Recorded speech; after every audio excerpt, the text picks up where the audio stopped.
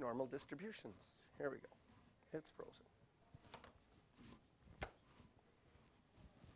So what we can do with any normal distribution is we can change our regular scores to Z scores. So there was, right? Here is an example that we had before. Let's pick one that we had before. We had a normal distribution of chest measurements with a mean of 95 and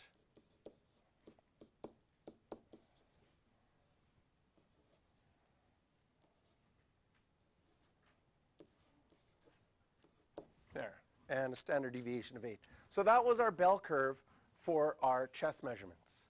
We can use this formula to switch those numbers to these numbers. How does it work? Well, instead of counting the actual value that you are, it counts how many standard deviations away from the mean you are. Positive standard deviations means that you're above the mean. Negative standard deviations mean you're below the mean. So for example, 103. 103 is easy to see from the top one that it's one standard deviation above. If we use the formula says your Z score will be your actual score, 103, minus your mean, which is 95, divided by your standard deviation, which is 8. This comes out to be 8 over 8, which is equal to 1. So does it make sense that 103 changes to 1? Because 103 is one standard deviation above. This is going to be helpful for solving some questions where we don't have all of the data.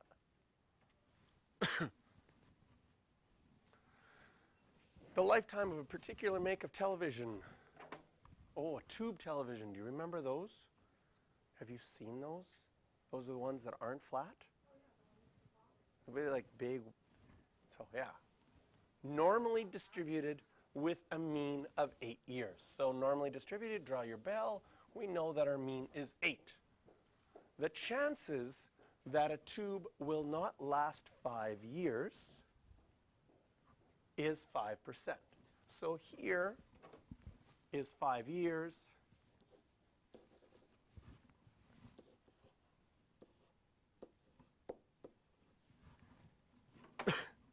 And that area is 5%. What is the standard deviation? So this is one of those questions where we don't know enough information. Okay? What do we know? We know a percentage. We know a score. Okay? And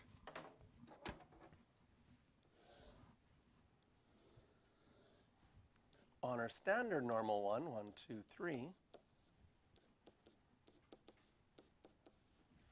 we could also shade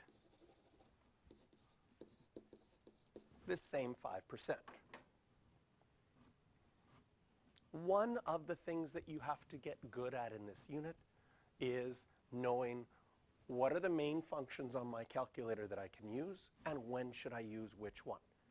In this case, I could use my standard normal distribution here to find this score right here. Going to our calculator, distributions, inverse norm, find scores when you know the percentage. So we know that the area is 5%, 0.05. We know the mean. Okay, I'm going to use the mean on my standard deviation one at 0 and a standard deviation of 1. Okay? Why can't I use this formula if I go back to the screen? I can't use inverse norm with the blue one because I don't know the standard deviation. I can use inverse norm with the black one because on a standard normal curve, the mean is always 0. So I'll write it in black here, inverse norm, the percentage 0.05, mean of 0, standard deviation of 1. Go back to my calculator, push enter, negative 1.644.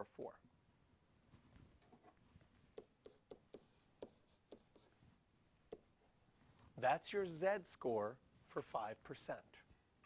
Anytime you have the bottom 5%, it will be minus 1.644 standard deviations below the mean. So we now know that 5 is negative 1.644 standard deviations below 8. But we don't know what that standard deviation is. So we could use that logic to figure it out, but that logic is built into the z-score formula. Your z-score is always your actual score minus your mean divided by your standard deviation. Looking at this formula now, can you see that we know everything except for the standard deviation which we want to find? We know the z-score is negative 1.644.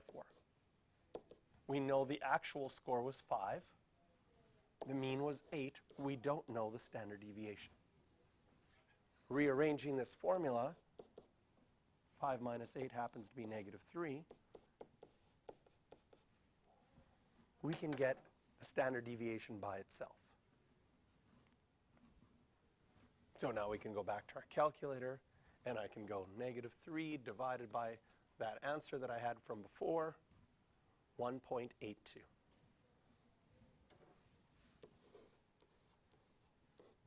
To 3 sig figs. So our standard deviation would be 1.82. And what is our units? We're dealing in years, so 1.82 years.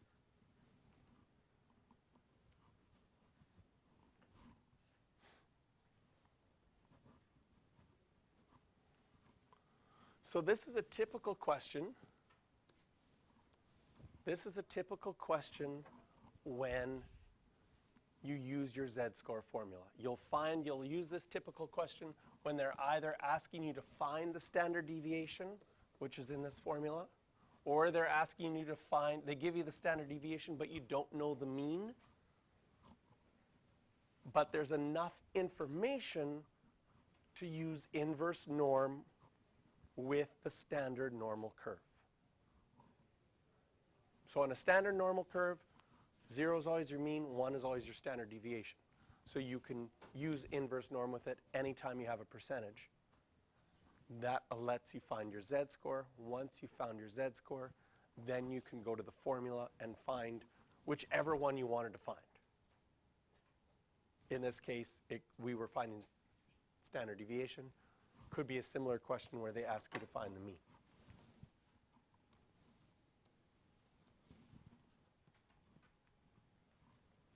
Given that a random variable is normally distributed, that's what the n means. What does the 2 stand for? And what does the 3 squared stand for? So again, this is where the practice comes in. That's not on your formula sheet. You have to know what the notation means. The 2 is your mean. The 3 squared is your variance. It's actually really kind that it's written as 3 squared because it's trying to trigger that variance is standard deviation squared. So that means your standard deviation would be 3. So you could draw it. There's your mean of 2 and a standard deviation of 3.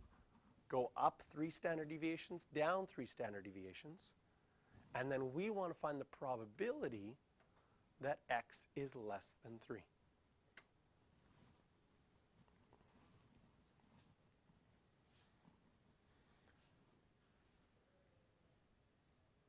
Now the key thing for you for studying is now something should come, oh, I should use Should you use inverse norm? Should you use normal CDF? Which one should you use? If you want to find a probability, then you're going to use normal CDF.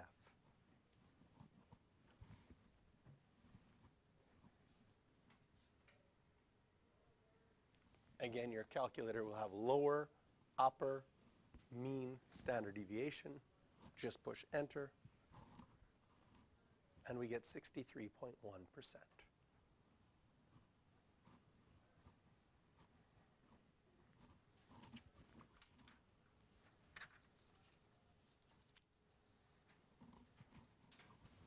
So I'd like you to try this one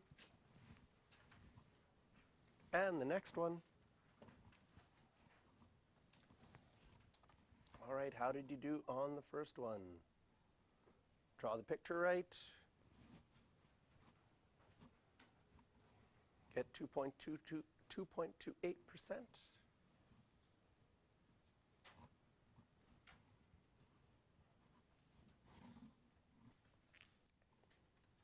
And the second one,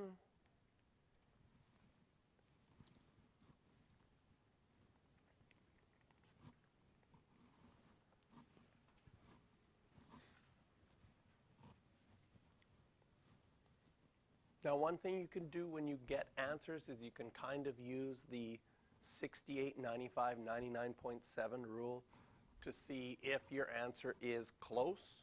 So what I would know on this one is that I would know between these two green lines, which is one standard deviation below, that is half of 68.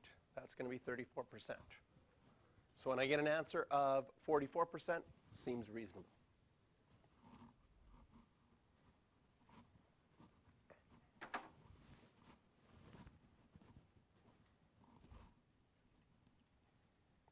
Now at the very end of the page here is a summary of normal distributions, the three types of questions you can get. First of all, normal distribution questions are really easy to recognize because usually somewhere in the question they have to say the data is normally distributed. Okay, so, oh, what kind of question is it? It's a normal distribution question. Then there are three main types of questions. There's questions that give you a probability and ask you to find, or sorry, give you a score, right? It could be a z-score or just a score. And you're asked to find a probability. Anytime you're asked to find a probability, that's when you're using normal CDF. If they give you the probability and ask you to find a score or a z-score, so you, again, find a score or a z-score, that's where you're going to use inverse norm.